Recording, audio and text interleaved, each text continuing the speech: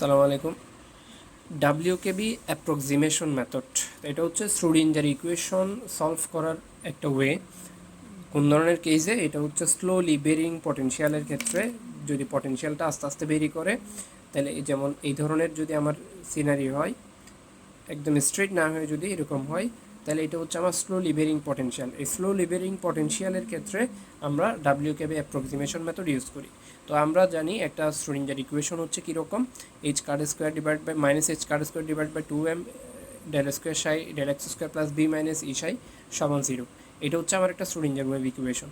তো আমার তিনটা কেস হইতে পারে। আমি যদি একটা সিনারিও কল্পনা করি এরকম, আমার তিনটা রিজিয়ন, একটা হচ্ছে এদিকে রিজিয়ন 1, তারপরে এইদিকে রিজিয়ন 3, আর মাঝখানে এটাকে যদি রিজিয়ন 2 ধরি, এই রিজিয়ন 2তে কী হয়, আমার এটা হচ্ছে আমার পার্টিকলের এনার্জি অফ দ্য পার্টিকল, আর এই কার্ভটা হচ্ছে আমার কি পটেনশিয়াল এনার্জি। তাহলে পটেনশিয়াল এনার্জি এখানে হচ্ছে আমার কি বেশি এনার্জি থেকে বেশি, তো যেটা হচ্ছে ক্লাসিক্যালি যেটি ফরবিডেন। আর এই জায়গায় এই রিজিয়ন 1 আর রিজিয়ন 3তে আমার হচ্ছে কি পটেনশিয়াল এনার্জিটা কম with respect to total energy. তো আমরা এই কাজটাই করব শুধুমাত্র পটেনশিয়াল এনার্জি যে কম, এই রিজিয়ন দুইটার জন্যই মেনলি আমরা সলভ করব ইকুয়েশনটা।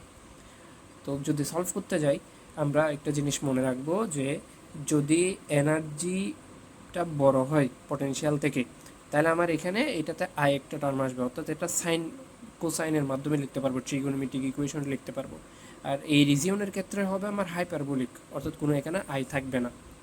তো এই জায়গায় আমরা লিখতে পারি কি, এই ইকুয়েশনের যে যদি সলিউশন লিখি, ইকুয়েশনের সলিউশন হচ্ছে আমার নর্মালি ই সমান E two I, E psi সমান হচ্ছে E to the power I K X, psi সমান E to the power I K X. এটা হচ্ছে আমার ইকুয়েশনের আমার এই স্টুডেন্টদের ইকুয়েশনের সলিউশন হয়। এখন এই জায়গায় কে আমরা যদি মোমেন্টাম দ্বারা রিপ্লেস করি, এটা তো ওয়েভ নাম্বার, মোমেন্টাম দ্বারা যদি রিপ্লেস করি সেটা কী হবে, আমরা জানি পি সমান কে এইচ কাট।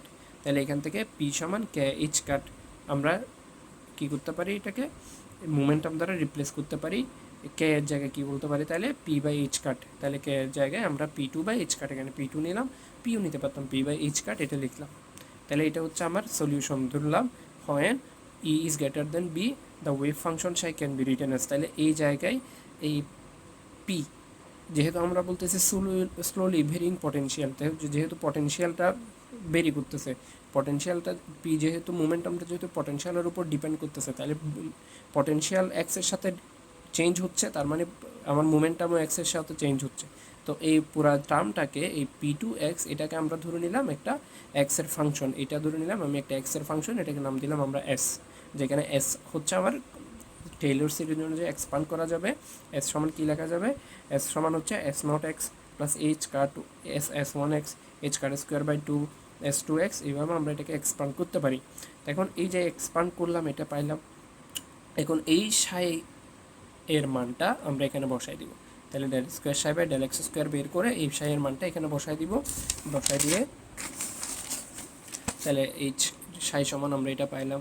এখান থেকে del Sai by del x বের করলাম। তাহলে এখানে আইএইচ কাট সামনে আসবে, ই টু দি পাওয়ার এস, যেহেতু ই টু দি পাওয়ার এক্স সমান আমরা কি জানি E to the power x থেকে যাই, তাহলে আইএইচ কাট সামনে আসলো। তারপরে এটা থেকে গেল এসকে এক্সের সাপেক্ষে আবার ডিফারেন্সিয়েট করলাম, এটাকে আবার ডিফারেন্সিয়েট করবো ইউভি মেথডে। তো ইউভি মেথডে এটাকে আবার ডিফারেন্সিয়েট করলে আমাদের এরকম একটা ফর্মেট আসবে। এবার এই ভ্যালুটা আমরা ইকুয়েশন ওয়ানে বসাই দিব। ইকুয়েশন ওয়ানে যদি বসাই দিই, H cut square by 2m, এটার সাথে ডেল স্কোয়ার সাইড ছিল, তাহলে ডেল স্কোয়ার সাইয়ের জায়গায় ডেল স্কোয়ার সাইয়ের জায়গায় এটা মানটা বসাই দিলাম, প্লাস বি মাইনাস ই সাইড ছিল, সাইড জায়গায় সাইয়ের মানটা বসাই দিলাম।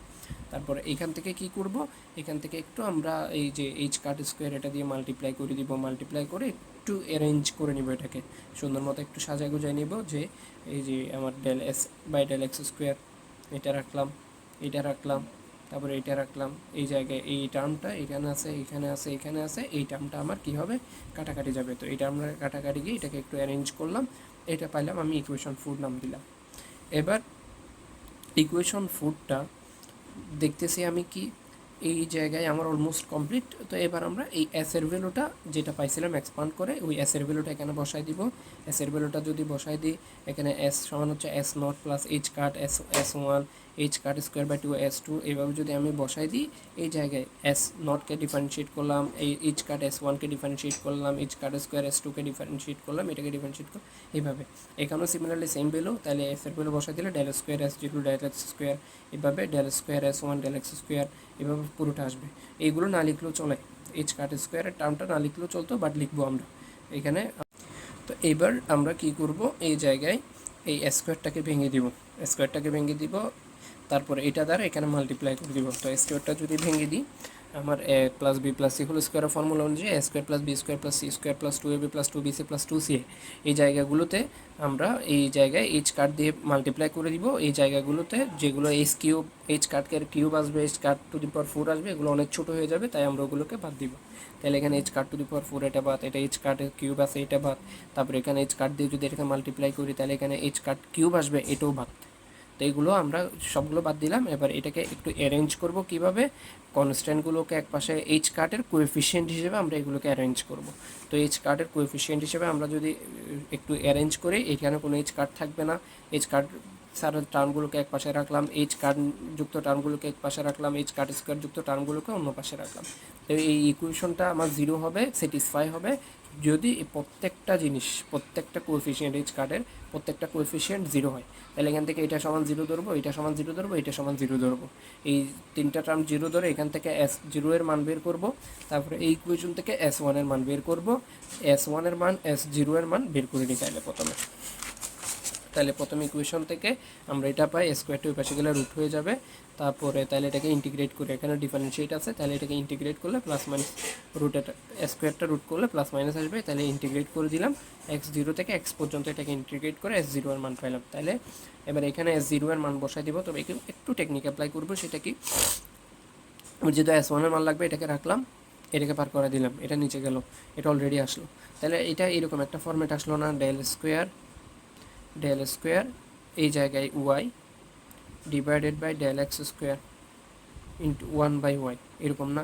তো আমরা এটাকে কি লিখতে পারি, লন ওয়াইকে যদি আমরা ডিফারেন্সিয়েট করি, তাহলে কি হয়, লন ওয়াইকে ডিফারেন্সিয়েট করলে 1/y, এরপরে ডিওয়াই বাই ডিএক্স, এরকম হয় না? তো এটা অলমোস্ট সেম, এরকম সিমিলার। তো আমরা কি করলাম, আমরা ধরলাম এটাকে কি লগ, এটা ধরলাম। তো লগ এটা সমান আমরা কি জানি, আমি যদি লগ এটাকে ডিফারেন্সিয়েট করি তাহলে প্রথমে 1/, এটা হবে, তারপর এটাকে আবার ডিফারেন্সিয়েট করতে হবে। তাহলে এই জিনিসটাকে আমরা লগ এটা ধরলাম, তাহলে এখান থেকে ডেল এক্স, এখানেও ডেল এক্স কাটা, তাহলে এখান থেকে এস ওয়ান সমান এই ভ্যালুটা পাই। আর এই জায়গায় এবার লগ থাকার কারণে পাওয়ারটা উপরে যাবে গা, কিন্তু আই পাওয়ার না দিয়ে আইটা কী করবো, এইদিকে নিয়ে আসবো। তো আইটা এইদিকে নিয়ে আসার এটা কি, আই দিয়ে মাল্টিপ্লাই করে দিলাম, তারপর পাওয়ারটা উপরে দিয়ে দিলাম। এবার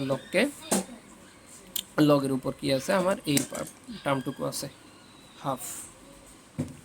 তো আমার যে ইয়েটা ছিল সাই সমান ছিল E to the power I S by H cut ছিল। তো এই জায়গায় IS E to the power IS লাগবে, ওই জন্য আমরা ই টু দি পাওয়ার আইএস বের করার জন্য এক্সপোনেনশিয়াল আনলাম। এক্সপোনেনশিয়াল আনলে লগ চলে যাবে, এইটা থাকে। তাই এটার ভ্যালু আমরা কি পাইছিলাম, এটার ভ্যালু পাইছিলাম এইটুকু। তাহলে এই জায়গায় এটা বসাই দিলাম, এই জায়গায় এটার ভ্যালু এটা বসাই দিলাম। তো এটা স্কোয়ারের ভ্যালু ছিল এটা, তাহলে del x naught by del এক্সের ভ্যালু হবে রুট ওভার এটা, এখানে এর উপর আরও একটা রুট আছে, তাহলে এটার উপর হয়ে যাবে পাওয়ার 1/4। তাহলে ই টু দি পাওয়ার আইএসআই পেয়ে গেছি। এবার তাহলে আমরা সাই বের করবো, এই যে সাই সমান আমরা কি জানি, E to the power IS by H cut. তাহলে এখান থেকে এস এর ভ্যালু আমরা দুইটা বসাবো, শুধু এস নট এবং এস ওয়ান। তো দুইটা বসাইলে আমরা, এই কারণে অনেকগুলো বসানো যায়, জাস্ট দুইটা বসাইলাম। তাহলে এই জায়গায় আমরা এটাকে আলাদা করে দিলাম, E to the power IS zero by H cut, E to the power IS one. তারপর যেহেতু এস জিরো দুইটা ভ্যালু ছিল, এস জিরো এর দুইটা ভ্যালু ছিল প্লাস এবং মাইনাস, তাহলে সাইয়েরও আমরা দুইটা ভ্যালু নিব প্লাস মাইনাস নিয়ে, plus I S zero S cut নিয়ে একটা, minus I S zero S cut নিয়ে একটা। তাহলে একটাতে এ কনস্ট্যান্ট দিলাম আর একটাতে বি কনস্ট্যান্ট দিলাম। তাহলে সাই সমান আমরা কি লিখতেছি, সাই সমান হচ্ছে আমার হওয়ার কথা শুধু এটা। তাহলে এর জায়গায় একটা কনস্ট্যান্ট টার্ম দিছি, এই জায়গায় আর একটা কনস্ট্যান্ট টার্ম দিয়ে এই ইকুয়েশনটাকে দুইটা করে লিখছি, দ্যাটস ইট। এবার এই সাইয়ের মানটাতে আমরা এই এস ওয়ান এবং এস জিরো এই ভ্যালুগুলো বসাই দিলে আমরা কি পেয়ে গেলাম, আমার সলিউশনটা পেয়ে গেলাম, জাস্ট এতটুকুই। এখন সিমিলারলি বলবো কি, এই জায়গায় এই টার্মটুকুকে আমরা বলি কি পি, মানে আমরা কি জানি পি এর ভ্যালু হচ্ছে